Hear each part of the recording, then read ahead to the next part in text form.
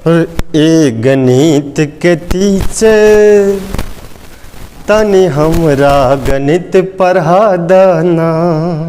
ए गणित के टीचर तनी हमरा गणित पढ़ा देना। हमें 10वां ना हमें 11वां पढ़लौं, हमें फिजिक्स नहीं केमिस्ट्री पढ़लौं। तनी ए गणित के टीचर तनी हमरा फंक्शन पढ़ा देना। ए गणित के टीचर तनी हमरा फंक्शन पढ़ा देना।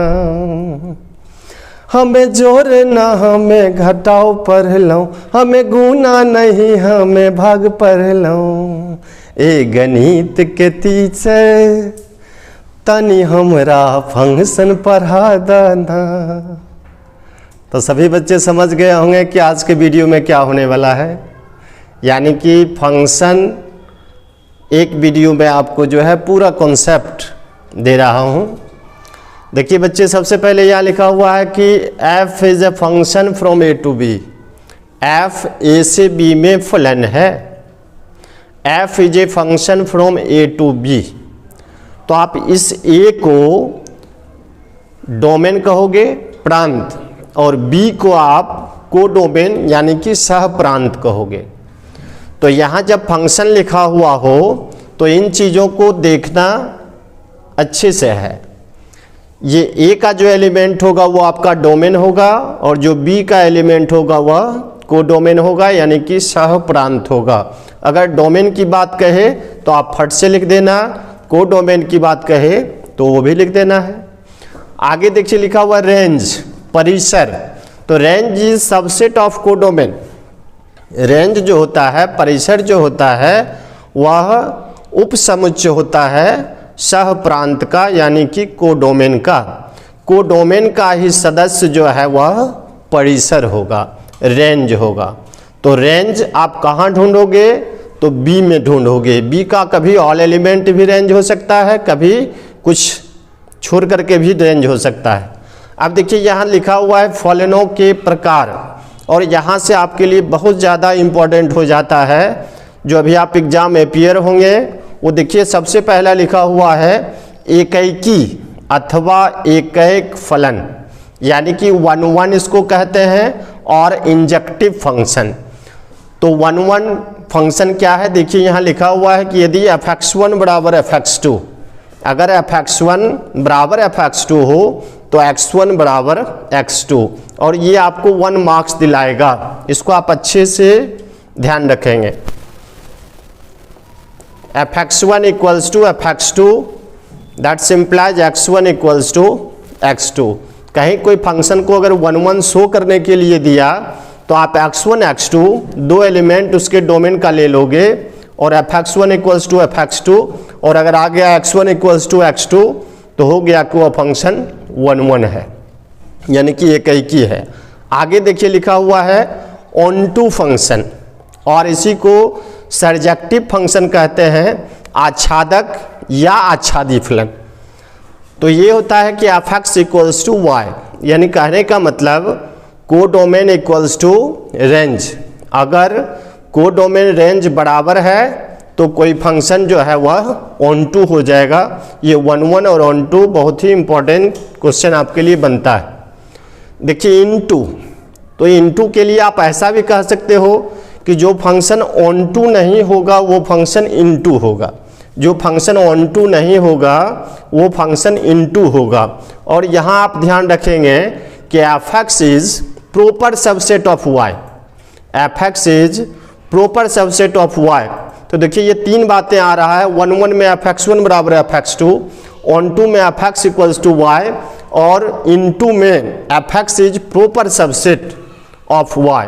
fx जो है वह y का प्रॉपर सबसेट है, वास्तविक उपसमुच्चय। तो ये इन2 होगा, यानी कि कहने का मतलब सहप्रांत और प्रास बराबर नहीं होगा। कोडोमेन और रेंज इनटू फंक्शन में बराबर नहीं होता है। तो ये ऐसे आगे मेन्यू वन फंक्शन भी है, लेकिन उसकी चर्चा हम नहीं कर रहे हैं। एग्जाम के व्यू से आपके ये 3 फंक्शन जो हैं वो काफ़ी अहम है, इसको आप अच्छे से देखिए। आगे देखिए लिखा हुआ है इन्वर्सिबल फंक्शन, व्युत्क्रमणीय फलन। एक फंक्शन इन्वर्सिबल होगा अगर वह फंक्शन 1 होगा और ऑन टू होगा। अगर फंक्शन 1 और ऑन टू है तो वो फंक्शन इन्वर्सिबल होगा और उस फंक्शन का इन्वर्स फाइंड होगा। अब देखिए इस पे हम एक चर्चा कर देते हैं कि f x is a function real to real, और एफ एक्स अगर आपको दिया हुआ है 3x + 5, तो ये फंक्शन 1 भी होगा और ये फंक्शन ऑन टू भी होगा और इस फंक्शन का इन्वर्स फाइंड होगा। तो यहाँ हम लोग इन्वर्स लिख देंगे, एफ इन्वर्स x जो होगा वो x - 5/3 होगा। जब इसी में नेचुरल टू नेचुरल अगर हो जाएगा, f कहेगा नेचुरल टू नेचुरल, तो इन्वर्स डज नॉट एग्जिस्ट हो जाएगा, प्राप्त नहीं होगा, इन्वर्स प्राप्त नहीं होगा। तो ये चीज़ आप ध्यान रखोगे, रियल टू रियल और natural to natural. Real to real में प्राप्त होगा और नेचुरल टू नेचुरल में प्राप्त नहीं होगा। तो व्युत्क्रमणीय भी आपके लिए जो है काफ़ी अहम है, इम्पॉर्टेंट है। आगे देखिए लिखा हुआ है कंपोजिशन ऑफ फंक्शंस, कि ये कहता है कि अगर एफ ए से बी में फलन हो और जी बी से सी में फलन हो, तो एफ और जी का कंपोजिशन यानी कि जी ओ एफ यह जो होगा ए टू सी में होगा और जी ओ एफ को लिखेंगे जी एफ एक्स। और ये गॉफ और फॉग निकालने के लिए भी आपके लिए इम्पोर्टेंट रहता है। तो यहाँ से भी आप सवाल देखेंगे कि एफ एक्स दिया हुआ है, जी एक्स दिया हुआ है, गॉफ निकालना और फॉग निकालना। तो अगर आप इससे पहले अगर आप रिलेशन को समझ रहे हैं तो जितने सारे फंक्शन होते हैं वो फंक्शन रिलेशन होते हैं। सारे फंक्शन रिलेशन नहीं होते हैं, लेकिन सारे